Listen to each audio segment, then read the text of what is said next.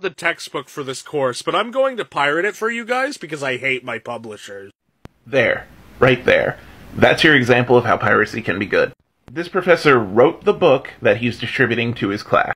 And because he's doing it without permission from the person who holds the IP for the book he wrote, the anti-piracy crowd would call him a thief. He is stealing his own work. Now, I don't know what bad blood he and the publisher have, but obviously he doesn't agree with what they're doing, and he's the creator of the work. He should have more rights to it. And it's obviously not affecting him as the creator because he's choosing to pirate it.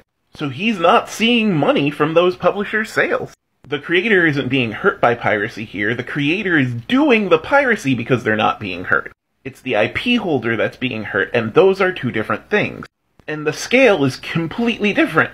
Publishers are multi-billion-dollar corporations, so they're probably not hurt at all by one class getting books distributed to them. So look comparatively at what this act of piracy did. It gave a creator more control over their original work. It gave a class free books, which makes their education cheaper, and thus it made knowledge in general more easily accessible. And it barely hurt a publisher that was taking advantage of a creator in the first place. There are more positives than negatives to that. Piracy can be good. Not everything that is illegal is immediately morally bad. And there are gray areas both in the law and in morality.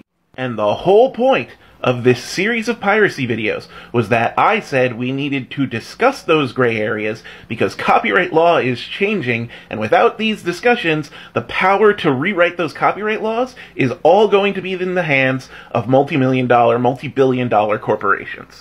If we, the common people, want to have power in influencing these laws, we need to talk about them rather than just pointing to something, making a black and white scenario, and saying piracy is always stealing and always bad. We need to discuss it and say what we think in an ideal society should be acceptable. And personally, I think this scenario, as funny as it is, should be an acceptable scenario. If a creator is getting abused by a publisher in some way, and doesn't like them, and wants to take control of their work back, they should be able to. And if a creator wants to distribute knowledge more evenly and more fairly to a group of students that needs it to learn, they should be able to. And I think discussing why is more valuable than just pointing fingers and saying, "Thief! You're a thief!"